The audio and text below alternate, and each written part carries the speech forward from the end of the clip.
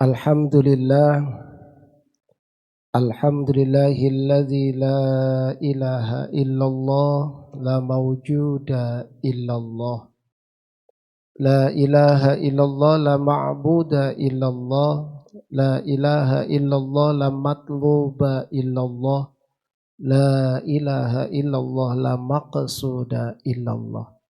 Bismillahi tawakkalna 'alallah.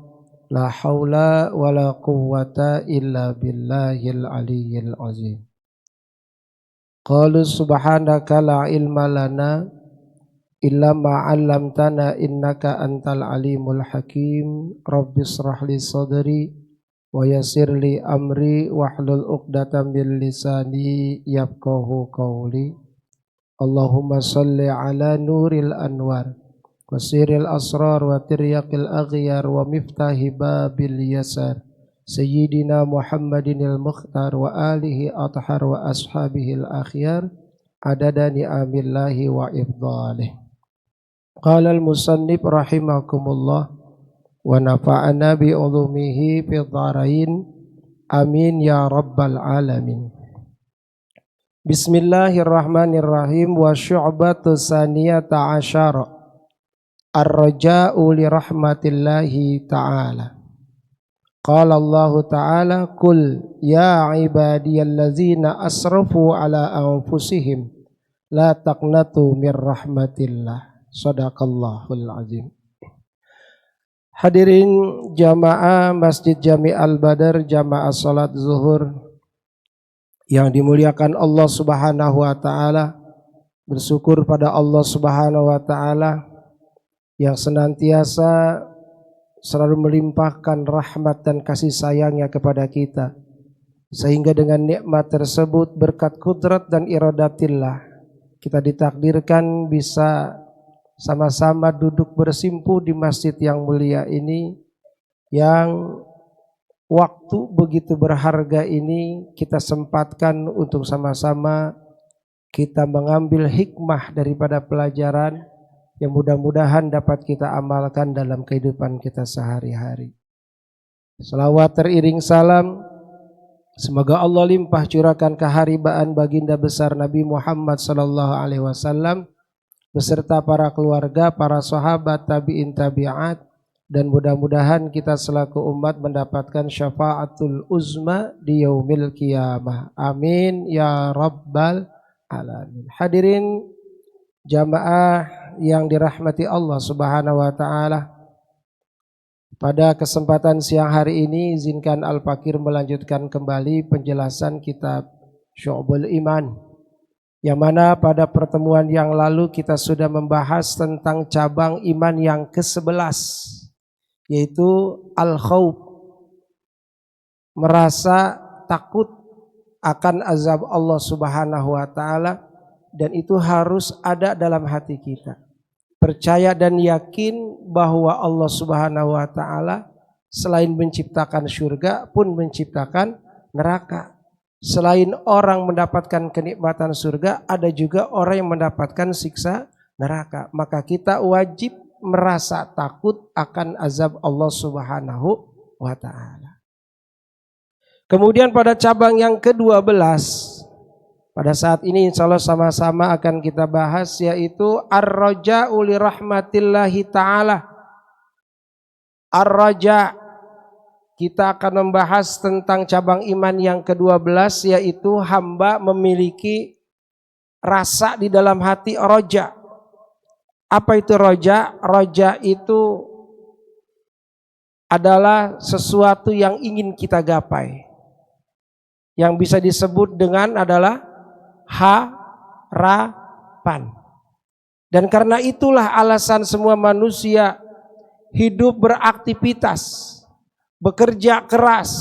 Ada yang jadi pedagang, ada yang jadi petani, ada yang jadi karyawan, ada yang jadi kuli, dan ada yang macam-macam aktivitas karena satu hal, karena mereka memiliki harapan. Dan harapan itu belum terjadi, maka kita dituntut untuk yakin kepada harapan yang kita inginkan di dalam hati kita. Maka kita bekerja. Maka kita berusaha. Satu contoh kecil.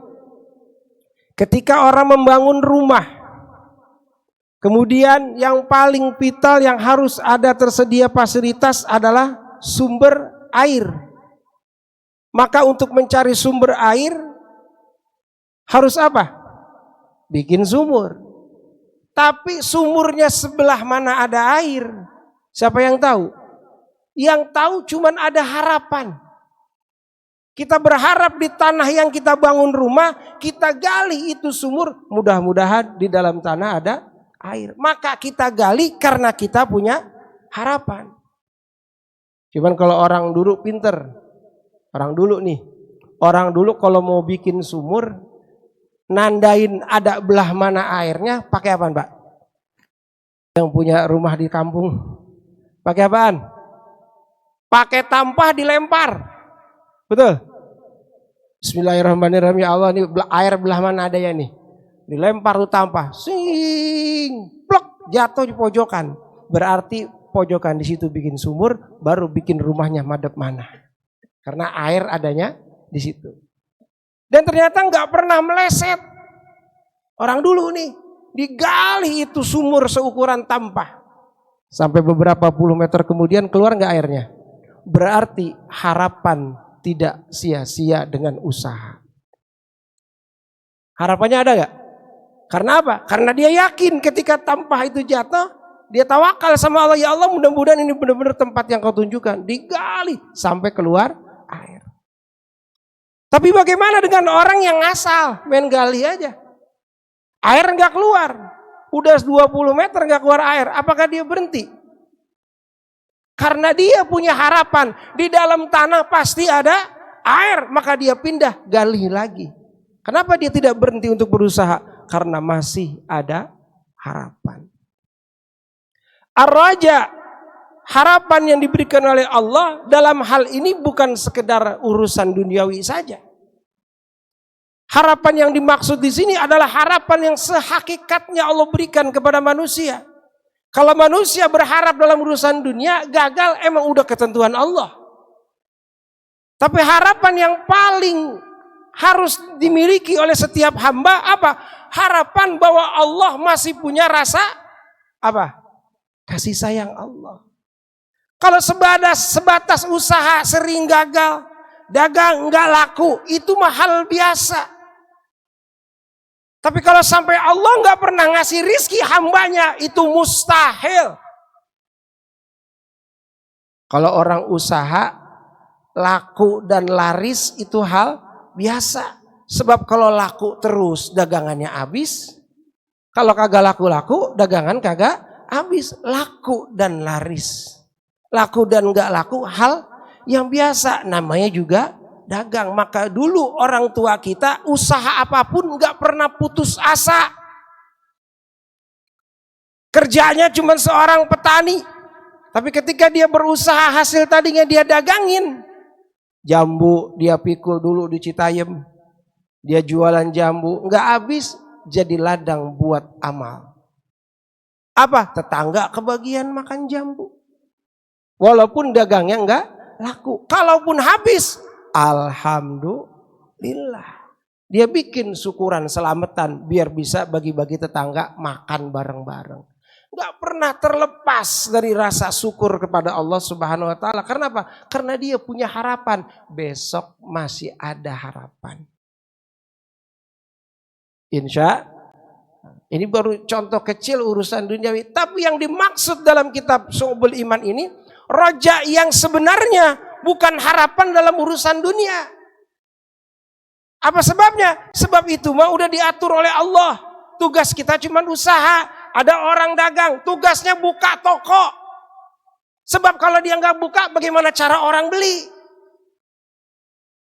Cuman buka toko tungguin orang datang sambut, itu dagang. Laku dan tidak laku bukan urusan kita, tapi urusan Allah. Kalaupun laku berarti rezeki kita lagi banyak hari ini. Kalaupun nggak laku, insya Allah esok akan datang akan lebih banyak lagi. Maka kita punya harapan nggak bakal kendor-kendor. Maka alasan kita kerja tiap hari ngapain? Karena punya harapan. Coba kalau kita nggak punya harapan, ngapain kita kerja? Nggak dapat apa-apa, kan begitu ya? Ada orang kerja 1 bulan keluar sampai bela-belain minjem duit buat ongkos, padahal duit buat gajiannya udah datang belum? Belum. Bisa jadi perusahaan pilot, bisa jadi banyak urusan yang lain, akhirnya gajian jadi ditunda. Tapi kita berhenti kerja nggak? Tetap bekerja. Karena apa? Karena satu, ada harapan. Maka harapan ini harus kita tanamkan dalam hati. Mana harapan yang terbaik? Maka Allah Subhanahu wa taala berfirman dalam surah Az-Zumar ayat 53. Qala Allah taala qul ya ibadiyalladzina asrafu ala anfusihim la taqnatu mir rahmatillah. Katakan olehmu Muhammad kepada siapa? Qul ya ibadiyalladzina asrafu. Wahai hamba-hambaku yang berlaku berlebihan di luar batas. Batas apa? Batas aturan Allah yang sering kita langgar.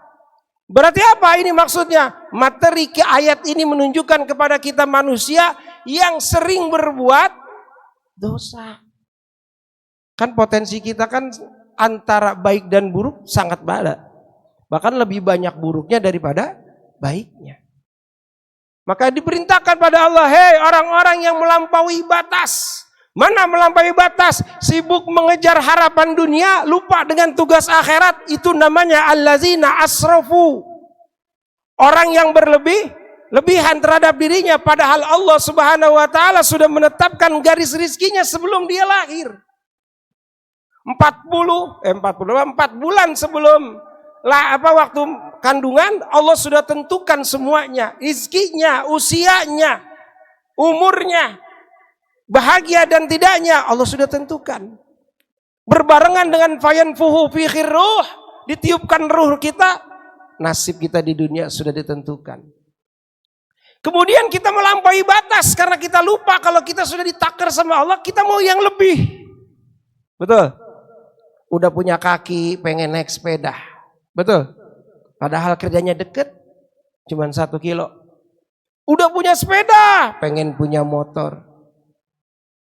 Udah punya motor, pengen punya mobil. Udah punya mobil, disuruh naik busway. Gara-gara kebanyakan mobil. Apakah kita tidak termasuk orang yang asrafu li anfusikum? Kita berlebih-lebihan dalam hidup kita, padahal Allah sudah menentukan kebutuhan kita. Sudah standar operasionalnya, standar pabrik dari Allah, kita nggak bakal rusak, kita nggak bakal lemah, kita nggak bakal kekurangan. Allah sudah berikan standarisasinya. Tapi kita kadang-kadang pengennya apa? Modif. Sama kita kalau beli motor baru, betul ya? Motor baru kan kalau dari dealer standarnya standar pabrik, betul? Kalau kita ikutin petunjuknya sesuai yang dari pabrik, insya Allah motor kita awet. Tapi kita karena pengennya lebih, motor baru keluar dari dealer baru sebulan udah dimodif. Napot diganti, betul? Karbu diganti, apalagi pelek diganti, standarnya bannya gede diganti ban kecil. Namanya apa? Berlebihan, celaka di jalan, salahin pabriknya. Wah motor ini mah kekurangannya begini-begini, padahal yang modif siapa?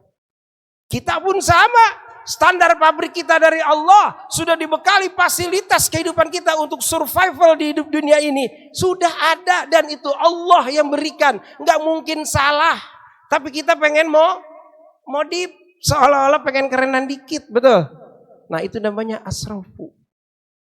Ketika kita asrafu maka jatuhnya apa? Salah. Kenapa? Tidak sesuai standar operasional yang Allah berikan pada kita, petunjuknya tidak dijalankan. Mana petunjuknya? Al-Quran. Kalau kita ngikutin Al-Quran buku petunjuk kita, kapan kita store muka? Namanya apa? Namanya apa? Servis. Servis itu olinya apa? Hatinya 5 kali dalam sehari. Namanya sholat. Tapi kita modif. Saya mah malas sholat. Itu. Yang penting olahraga. Pasti sehat. Padahal Allah nyuruhnya sholat. Maka kita disebut asrafu. Ketika kita sadar kita sudah banyak berlebihan, jadinya apa? Dosa. Kalau dosa, kemana akhirnya? Neraka. Neraka diapain? Diazab. Kemarin kita udah takut dengan azab Allah. Maka kita mikir, ya Allah, apakah dosa saya bisa diampuni? Dosa segini banyak setiap hari saya kerjain, ya Allah. Mulut saya, ya Allah, banyak banget melukai hati orang. Tangan saya, ya Allah, seringkali mengambil hak orang. Kaki saya, ya Allah, terkadang kaki saya melangkah ke tempat-tempat maksiat. Masih ada, ya Allah, ampunan buat saya. Maka Allah di sini berperan. La taqnatu min rahmatillah. Janganlah kau berputus asa dari rahmat Allah. Maka kita punya cabang iman ke-12 apa? Harus punya harapan Allah Maha Pengampun lagi Maha Penyayang. Jadi harapan ini yang kita tanamkan. Allah masih mau mengampuni diri kita. Apalagi urusan duniawi, Allah lebih mampu.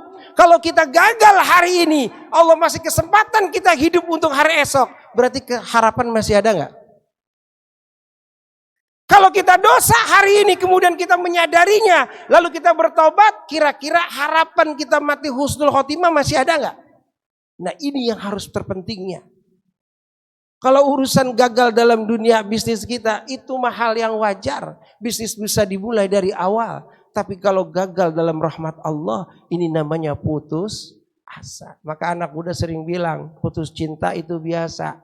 Putus asa itu dosa.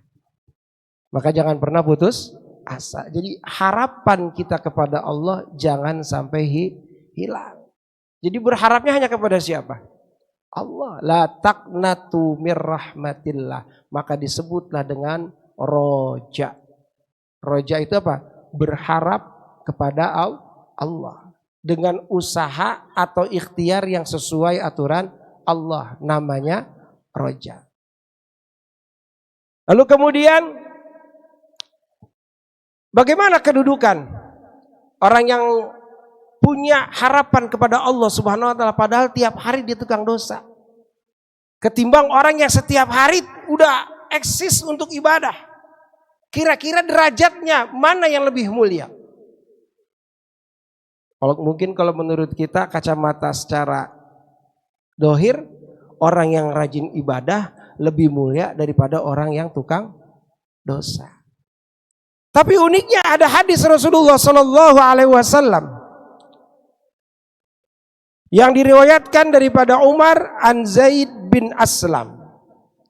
Apa sabda Rasulullah? Qala Rasulullah Sallallahu Alaihi Wasallam, al-fajirur raji li rahmatillahi ta'ala aqrabu ilallahi ta'ala minal abidil muqniti. Bunyi hadisnya, orang yang tukang dosa, tukang maksiat, tapi apa? Ar-raji li rahmatillah. Dia masih punya harapan kepada rahmat Allah. Berharap dapat ampunan Allah. Kemudian dia melakukan taubatan nasuha. Beristighfar dengan lisannya. Menyetop dirinya dari perbuatan dosa. Dan yakin kepada dirinya gak mau diulang-ulang lagi. Apa kata Rasul? Aqrabu ilallah. Dia yang lebih dekat kepada Allah Ta'ala. Minal abidil muqnit. Daripada orang hamba Allah, ahli ibadah, tapi tukang mutusin rahmat Allah. Bahaya. Orang ahli ibadah, tapi suka mutusin rahmat Allah. Ini derajatnya lebih hina daripada orang yang tukang dosa, tapi masih berharap rahmat ampunan Allah. Maka dalam satu riwayat dijelaskan, anna rajulan kana fil umamil madiyah. Ada satu kisah seorang laki-laki hamba Allah pada umat terdahulu. Kalau nggak salah dari kaum Bani Israel. Yajtahiduna fil ibadah. Dia sangat bersungguh-sungguh dalam ibadah. Salatnya nggak pernah ketinggalan. Zikirnya nggak pernah berhenti. Tapi wayaknutun nas min rahmatillah. Dia mutusin rahmat Allah. Orang yang sudah ahli ibadah, soleh, pakaiannya rapi, tapi mutusin rahmat Allah. Mana contohnya? Dia sering nakut-nakutin orang kalau dosa kagak bakal diampunin oleh Allah. Ada orang tukang dosa, pemabok. Tuhan, saya pengen tobat, boleh nggak? Kamu punya dosa apa? Aduh, saya mabok hampir tiap hari, judi tiap hari, maksiat tiap hari. Kira-kira bisa diampunin? Enggak.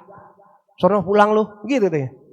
Lu udah kebangetan dosa lu deh. udah gak bakal diampunin. Akhirnya tuh orang putus asa gak? Ah kalau begitu mah tanggung, mendingan matiin orang. Tuh jadi begitu. Gara-gara diputusin apa? Harapannya. Setiap orang yang datang berdosa selalu dibilang ditakut-takutin. Orang yang tukang mabuk mati masuk neraka. Orang yang tukang judi mati masuk neraka. Neraka baik. Jualannya neraka doang. Agak ya begitu. Orang ngaku ahli ibadah tapi gembor-gembornya nyumpahin orang masuk neraka. Ini disebut orang yang ahli ibadah tapi mutusin rahmat Allah. Rasul sendiri yang berbicara. Jadi jangan sampai kita udah rajin ibadah tapi ketika ada orang yang kurang rajin atau sering dosa, kita cap, kita justifikasi bahwa orang itu bakal masuk neraka. Jangan dulu, Pak. Kenapa? Karena dia belum mati. Kalau dia udah mati dalam keadaan su'ul khotimah, mungkin kemungkinan besar masuk neraka. Tapi kalau dia sebelum mati, sehari sebelum mati dia taubat, kira-kira yang masuk neraka siapa? Kita apa dia? Rahmat Allah itu luas. Jadi Al-Fajirul Rajili rahmatillah, orang yang dosa tapi masih punya harapan dapat ampunan Allah, lebih dekat pada Allah. Jadi jangan pernah mutusin rahmat Allah. Oleh karena itu kita selaku hamba Allah, kalau Allah tidak pernah memberikan kalau Allah tidak pernah memutuskan rahmatnya kepada kita, maka kita pun jangan pernah mutusin harapan orang kepada kebaikan dari kita. Intinya begitu. Jadi kalau kita pengen dapat rahmat Allah, kerjakan, amalkan bagaimana Allah memberikan rahmat kepada hamba-hambanya. Allah punya sifat Rahman. Dengan sifat Rahman tersebut, Allah berikan semua hamba Allah tanpa terkecuali. Wa ma min dabbatin fil ardi illa 'alallahi rizquha. Tidak ada satupun yang melata di atas muka bumi ini kecuali Allah kasih rizkinya masing-masing. Manusia, semua manusia tanpa terkecuali. Mau yang iman gak iman, rezekinya sudah ditentukan oleh Allah dan tanpa terkecuali. Cuman apa? Cuman bonnya beda. Kalau bonnya orang mukmin nanti dapatnya surga. Tapi kalau bon belanjanya orang kafir masuknya neraka. Yang banyak belanja di dunia orang mukmin apa orang kafir? Kafir. Betul gak? Apa sebab? Banyakan yang kaya orang kafir, kata Allah bonnya ntar bayar kasirnya di neraka. Gara-gara apa? Belanjain harta dunia tapi tidak beriman kepada Allah Subhanahu wa taala. Tuh. Rahmat Allah. Lalu bagaimana cara kita kayak gitu? Jalanin. Apa cirinya? Allah Subhanahu wa taala berfirman, "Inna rahmatallah qaribum minal muhsinin." Nah, ini jawabannya. Kalau kita pengen dapat rahmat Allah, harapan kita raja kepada Allah apa? Qaribum minal muhsinin. Sangat dekat kepada orang-orang yang berlaku kebajikan. Bukan orang yang rajin sholat, bukan orang yang rajin sedekah, bukan orang tukang puasa tiap hari, bukan. Tapi qaribum minal muhsinin, sangat dekat buat orang-orang yang punya rajin berbuat baik. Tapi catatan beriman, karena kebaikannya bisa dihitung kalau dia punya iman. Kita lagi bicara cabang iman. Orang beriman harus banyak berbuat kebaikan kepada orang banyak. Karena Allah memberikan nikmatnya kepada semua hamba-hamba Allah. Qaribun minal muhsinin. Lalu bagaimana cirinya orang muhsinin? Allah jelaskan dalam surah Al-Imran ayat 103, 34, 35. Allazina yunfikuna fis sarra'i wad-dharra'i wal kaziminal ghaiza wal 'afina 'anin nas. Wallahu yuhibbul muhsinin. Dialah orang-orang yang menafkahkan hartanya di jalan Allah, baik dalam keadaan lapang maupun sempit, banyak maupun sedikit, tetap dia berderma di jalan Allah Subhanahu wa taala. Wal kaziminal ghaiz, dan dialah orang-orang yang selalu menahan amarahnya, enggak gampang emosian alias kagak sableng. Kalau Wiro sableng pendekar, ya kalau kita sableng habis orang ditempelin. Makanya punya sifat apa? Bisa ngontrol emosi. Bahkan sekuat-kuatnya manusia bukan yang jago gulet, jago pendekar, bukan. Tapi sekuat-kuat manusia kata Rasulullah adalah orang yang bisa menahan amarahnya ketika dia emosi. Wal 'afina 'anil nas, orang yang selalu memaafkan kepada sesama manusia. Jangan tunggu orang minta maaf sama kita, tapi buka gede-gede pintu maaf kita, kalau perlu copotin pintunya. Biar ketika orang minta maaf kita gampang ngasih maafnya, karena kita sadar kita juga sering dosa sama orang. Jadi biar gampang lagi dimaafin sama orang. Wal 'afina 'anil nas wallahu yuhibbul muhsinin. Allah cinta kepada orang-orang yang berbuat kebajikan. Jadi rahmat Allah itu akan turun, harapan pun akan diberikan kalau kita pun mengamalkan bagaimana Allah menyayangi sesama makhluknya. Hadirin yang dirahmati Allah SWT. Dari roja atau harapan pun kita harus teliti. Karena ada roja, harapan yang pasti, ada kebalikan dari roja, harapan tapi nggak pasti. Alias apa? Hampa. Harapan yang gak pasti apa? Mimpi di siang bolong. Orang lagi pada tegar kita mimpi. Harapan pasti berapa? Berharap bulan itu jatuh ke pangkuan kita. Itu kan harapan, tapi gak pasti. Mau usaha sebagaimanapun tidak akan bisa menjatuhkan bulan. Itu namanya apa? Kebalikan dari roja, namanya at-tamanni. Mengharap sesuatu tanpa bukti yang pasti. Kalau harapan Allah ada surga dan neraka, yakin gak kita? Yakin, karena Allah la yukhliful mi'ad. Allah tidak pernah mengingkari janjinya. Maka harapan itu kita kejar dengan usaha apa? Kita banyak ibadah pada Allah Subhanahu wa taala dan jadi hamba yang bertakwa. Karena ada harapan apa? Surga dan neraka. Tapi kalau harapan kosong, ya Allah, saya pengen nyengget bintang, bintang disengget. Bisa gak? Ya gak bisa. Dikejar bagaimana caranya nyengget bintang, kagak bakal bisa. Mau usaha apapun, kenapa? Harapan itu tidak pasti. Jadi jangan hari ini jangan berharap sesuatu yang enggak pasti. Yang pasti itu apa? Surga dan neraka itu hak pasti adanya. Maka rahmat Allah sampai sekarang masih diberikan kepada kita. Tapi harapan yang palsu, yang sirna enggak usah. Mimpi-mimpi manis atau janji-janji dari orang, harapan-harapan kosong, akhirnya kita terlena, kita bekerja keras untuk mendapatkan itu, ternyata nggak ada hasilnya. Kita namanya apa? Al-gurur, ketipu. Mana harapan yang tidak pasti? Yaitu mengejar kebahagiaan dunia. Kok gitu? Iya.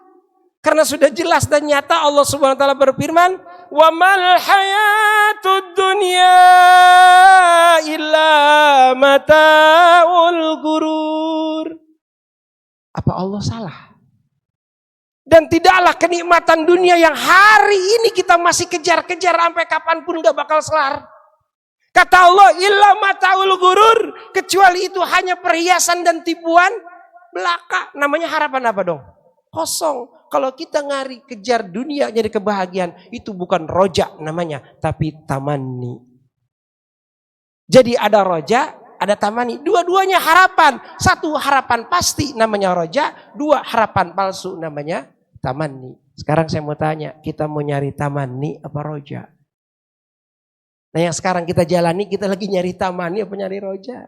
Kalau kita ternyata kita prediksi kita ini banyakkan tamaninya, buru-buru keluar dari circle tamani, kita lari ke roja, yaitu harapan Allah apa?